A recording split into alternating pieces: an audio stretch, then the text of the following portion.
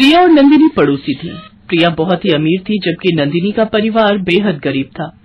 नंदिनी की माँ यशोदा कॉलोनी में कपड़े प्रेस किया करती थी और वही कॉलोनी के बाहर एक छोटे पुराने कमरे में रहती थी। प्रिया अक्सर नंदिनी के पास खेलने के लिए आ जाती थी। नंदिनी, ये देख, मेरे पापा मेरे लिए बार्बी डॉल लाए हैं। ये तो बहुत सुंदर गुड़िया है प्रिया, क्या मैं इससे खेल सकती हूँ? हाँ बिल्कुल, तू मेरी गुड़िया से खेल सकती है, पर तू मुझे अपनी ये वाली गुड़िया देगी जिससे तू खेलती है? मुझे तेरी गुड़िया बहुत अच्छी लगती है। ये ले, तू मेरी गुड़िया से खेल ले। नंदिनी और प्रिया आपस में गुड़िया की अदला बदली कर लेती हैं।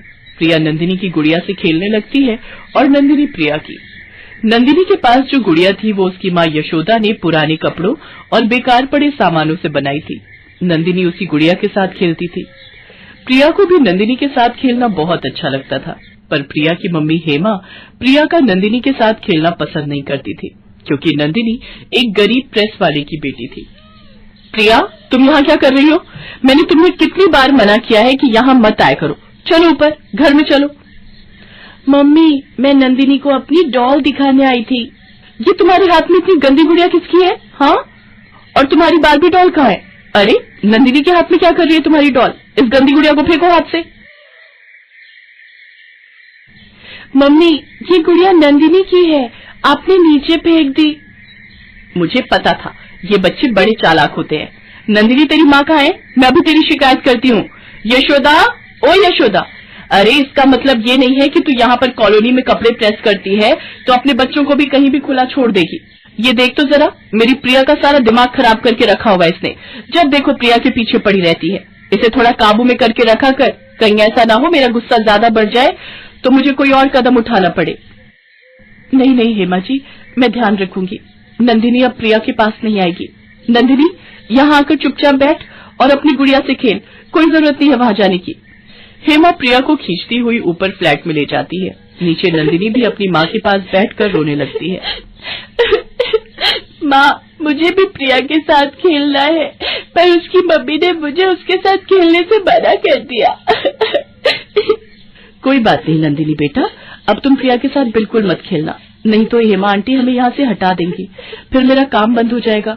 तू तो जानती ही है, तेरे पापा की तबीयत पहले ही ठीक नहीं है। अगर मेरा काम बंद हो गया तो बहुत परेशानी आ जाएगी। ठीक है माँ, मैं प्रिया के साथ नहीं खेलूंगी। अपनी माँ के कहने पर नंदिनी ने अब प्रिया के साथ खेलना बिल्कुल बंद कर दिया। एक दो बार प्रिया उसके पास आई, पर नंदिनी ने उसे साफ मना कर दिया। नंदिनी, तू मेरे साथ खेलती क्यों नहीं है? चल ना, देख, मैं अपनी गुड़िया और बाकी खिलौने भी लेकर आई हूँ। नहीं प्रिया, माँ ने मुझे तुम्हारे साथ खेलने के लिए मना किया है। अगर मैं तुम्हारे साथ खेलूंगी तो तुम्हारी मम्मी मुझ पर गुस्सा करेगी। ठीक है, मत खेल। अब देखना, मैं भी तेरे से बात नहीं करूंगी। प्रिया, वहाँ सड़क पर कहाँ जा रही है? मेरी मर्जी, मैं कहीं भी जाऊं। प्रिया गुस्से में मुंह फुलाकर सड़क पर जाने लगती है। तभी सामने से एक गाड़ी आने लगती है। यशोदा गाड़ी को आता देख लेती है। प्रिया, बच्चों!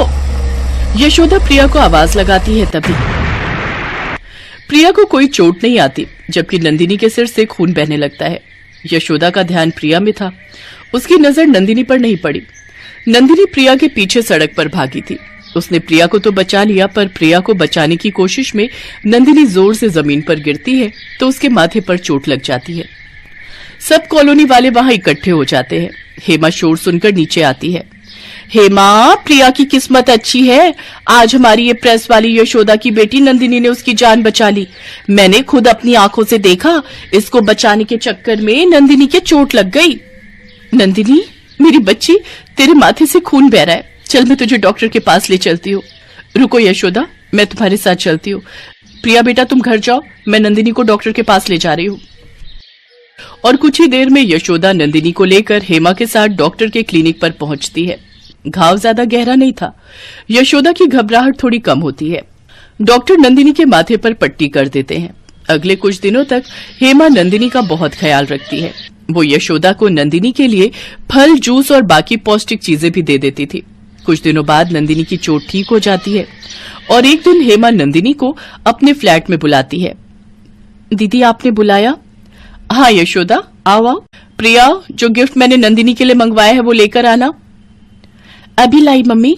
ये लो नंदिनी, मैंने तुम्हारे लिए भी बिल्कुल वैसी बारबी डॉल खरीदी है जैसी प्रिया के पास है। ये लो, ये मेरी तरफ से तुम्हारे लिए तोहफा। अब तुम प्रिया के साथ मिलकर खेला करो, मैं तुम पर कभी गुस्सा नहीं करूंगी। यशोदा, अगर मेरे कारण कभी भी तुम्हारा मन दुखा हो तो उसके लिए आई एम सॉरी, मैंने कुछ ज्यादा ही बोल दिया था। नहीं नहीं दीदी, आप माफी मांगकर ऐसे शर्मिंदा मत करो। मैंने तो आपकी किसी बात का बुरा माना ही नहीं। आपने नंदिनी के चेहरे पर मुस्कुराहट ला दी, मेरे लिए इससे बड़ी बात और क्या होगी। बारबी गुड़िया? Thank you aunty. माँ देखो, मेरी नई गुड़िया, मेरी बारबी डॉल। मम्मी, मैं नंदिनी के साथ नीचे गार्डन एरिया में खेलने के लिए जाऊं? हाँ बेटा, जरूर जाओ, पर थोड़ी देर खेलकर टाइम से आ जाना। आपको और नंदिनी को अपना अपना होमवर्क भी तो पूरा करना है ना। चल नंदिनी, हम अपनी अपनी बारबी डॉल से खेलेंगे। प्रिया और नंदिनी एक दूसरे का साथ पाकर बहुत खुश थीं। दोनों के पास अपनी अपनी बारबी डॉल थी, पर अब न कोई अमीर था न कोई गरीब था। अब वो बारबी डॉल उन दो मासूम दिलों की डॉल थी जिनके साथ वे दोनों बच्चियां आपस में खूब मिलजुल कर खेल रही थी।